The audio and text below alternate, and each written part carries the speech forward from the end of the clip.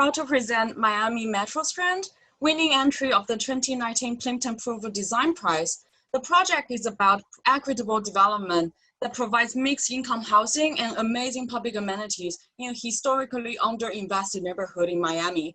We'd like to welcome Sam Atkinson and Hiroki Kawashima, both recent graduates of the MAUD program.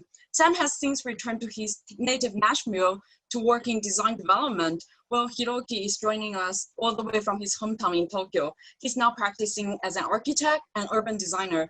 Joining Sam and Hiroki is David Gamble, lecturer at the Harvard GSD and principal at Gamble Associate. David has served as a reviewer for Plimpton-Poorvu Prize since the competition's inception. We're also very pleased to see Professor Bill Poorvu today in the audience. With that, please welcome Sam, Hiroki, and David. Hi, everyone. Hopefully you guys can all hear me and see a screen with our presentation up. So just as a brief overview, our project was based in the Overtown neighborhood of Miami, which paradoxically is right next to all the development, but is actually a very undervalued part of the city, in part because it's historically an African-American neighborhood that was originally segregated from the rest of the city, and over the last century has been isolated through various methods. But as climate change becomes a risk for Miami, you start to see that a lot of the major developments are starting to encroach on it. And so our project looks at a way to apply a smart growth strategy to this area where you're inclusive to the community that's already there, while still finding ways to include other people in that community. And I think just looking at the census data for Overtown versus the other parts of Miami, it's kind of shocking to see a 4.6% average unemployment versus the 10% in Overtown. So it's definitely a neighborhood that's suffering right now and can use some strategic investment. And then if Hiroki can talk about our strategy. Yeah. Hi, this is Hiroki. The site is on the east edge of Overtown, where we propose the relocation of a terminal station, a metro mover system, which is monorail. We also estimated by the GIS simulation that the ridership will be triple due to the proximity to the bigger population, which is Overtown. So next slide. And we also proposed the elevated plaza with the terminal, which bridges the surrounding neighborhoods such as residential, commercial, and park under the highway. Yeah, next please.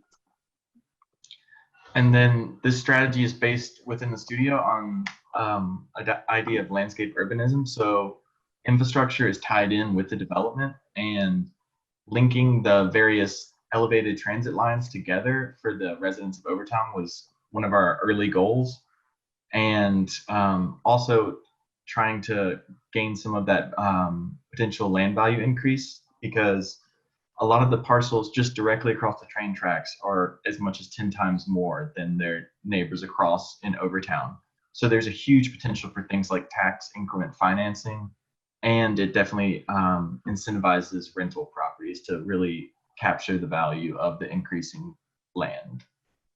And then the main housing component of our project was based around the idea of evolving the garden apartment, which was ubiquitous throughout Miami throughout the last century, and as a way to integrate more passive sustainable strategies. And it becomes even more relevant in the post-COVID environment when you want to try to have as much outdoor circulation as possible.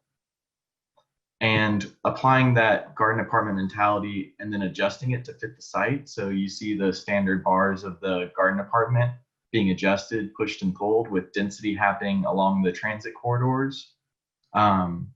And then you see the parks being linked together surrounding the site, and then creating a land bridge through the center to facilitate better traffic flow through the site.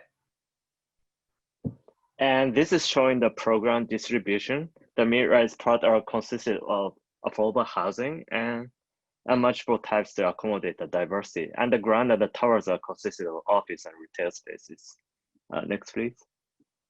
And as Sam explained, like this apartment typology can accommodate more like a natural ventilation and daylight availability. Yeah, next, please. Yeah, this is interstitial spaces. So we also consider the connection between the surrounding neighborhood and the station. small scale and big scale visitors and locals to cultivate the vibrant community around this new node we designed. Yes.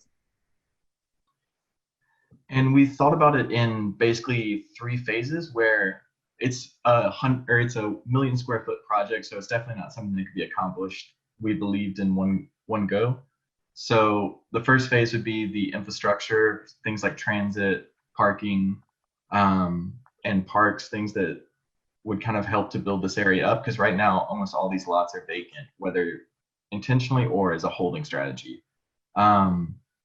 And then the second phase would be the low rise, the type 3 modified construction, workforce housing, things that have an instant demand. And we were designing this during a time when the high-end market was very oversaturated. I'm not totally sure how it is now, but we were seeing that as the last phase, with the high density, high rise coming around the edges of the site as the last phase. And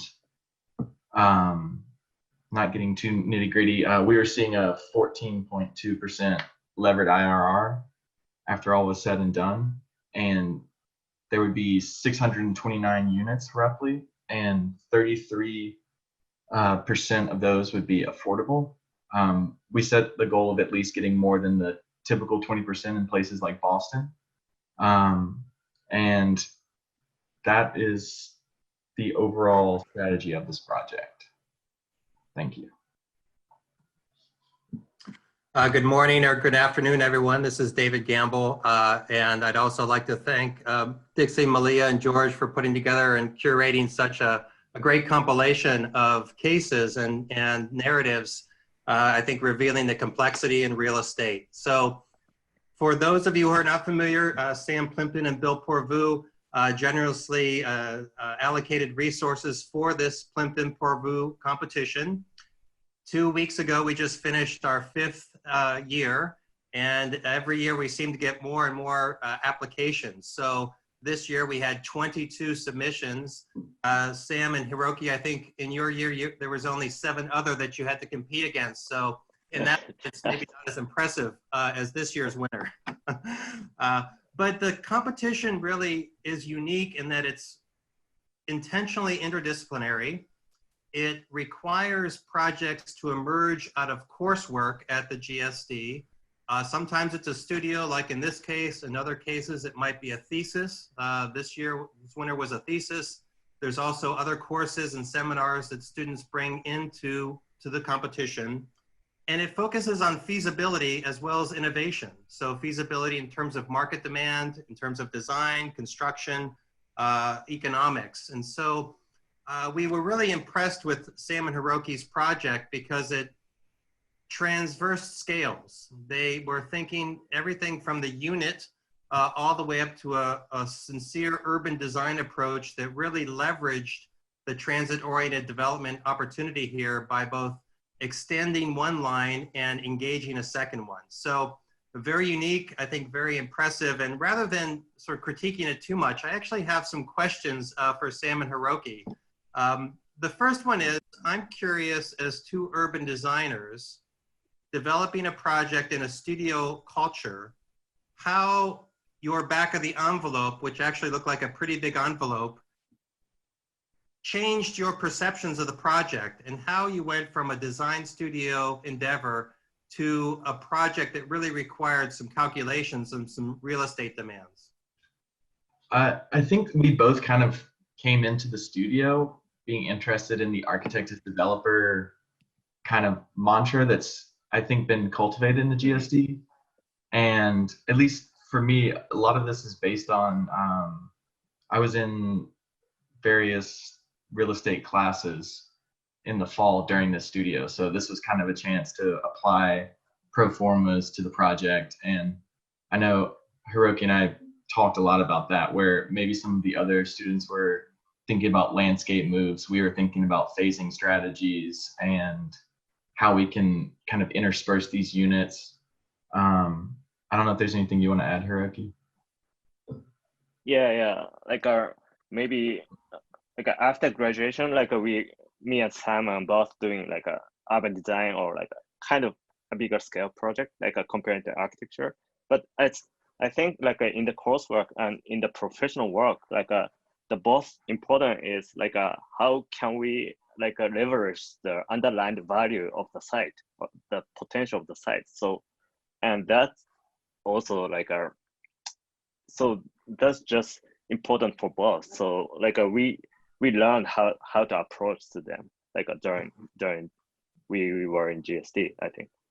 So more specifically, I assume in the studio you were not required to determine what the rate of return was on the project. What decisions did you make in the competition that actually created some tension between your inclinations as a designer and the opportunity to increase your returns? I think we kind of set out that this wasn't going to be the project. There were always going to be better performing projects, but we kind of had to balance the civic good, the design quality, and that together, which I think a lot of people struggle with. And I think civic good was kind of a goal of the studio. So if we could do things better than average while still at least clearing basic hurdle rates. I mean, it's not a 20% IRR or anything that a REIT would probably get involved in, but I think given how much the city wanted something to happen in this neighborhood that was good for the neighborhood, I don't think it could be like a 20% IRR and still serve the neighborhood properly. So doing good and doing well at the same time, right, as they say? I have one other question. So the review committee, which actually included Professors Pizer and Wang, were also intrigued that you took a building type that was local and tried to manipulate it in a way that created a new typology. So Miami was fairly unique in the sense that they were able to create a citywide form-based code, Miami 2021 that you referenced. In what way does the deformation or the transformation of the typology go too far in terms of taking what is a standard local vernacular and transform it into a different scale? So talk a little bit about how that changed your thinking, or how the role of typology actually influences your project. I think it kind of started from having grown up in the South. I know at least it's a very different, there's a very different series of needs just based on the humidity and the heat that's here. And Hiroki actually found an awesome precedent in Japan from Sana, the Gifu apartments. And it was kind of a weird, same strategy in a different place, where you have like the shotgun houses of the South, and then you have the Gifu apartments in Japan. And that was kind of our impetus to start exploring this idea of how we could manipulate the garden apartment to serve our needs. Well, I know we have Professor Poorvu is here, so I'd like to see if there's a question or a comment that he would like to make.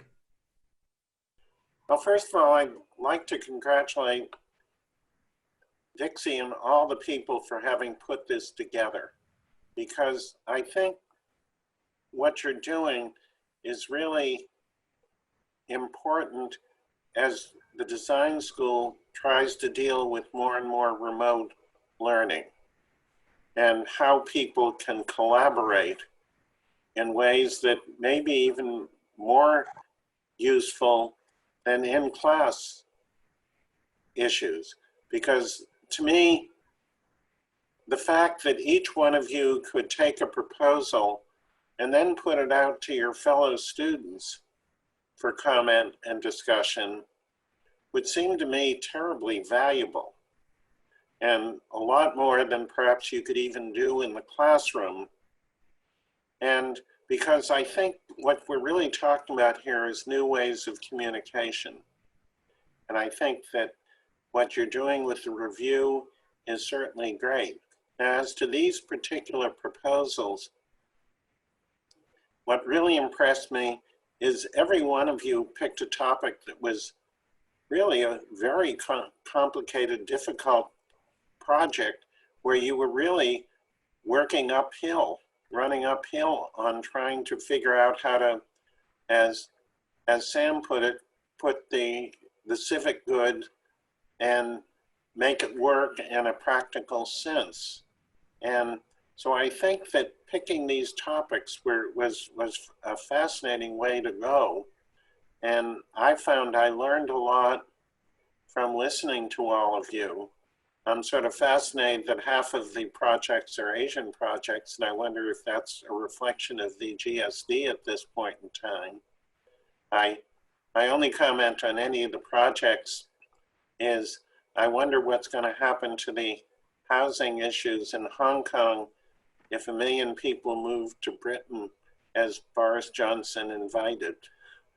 I think that's going to be an interesting issue of how the housing issues in Hong Kong are going to be affected by what the mainland Chinese government is doing there, and whether that's going to affect or make worse the low-income part of the people who probably are not going to be able to leave as much, and as the wealthy tend to leave. But I think you all picked terrific topics, and I think you're all to be congratulated. And I hope what you're learning from the real estate review is incorporated into the regular curriculum this fall, especially to figure out how you can work together. So congratulations. Thank you, Professor Poorvu.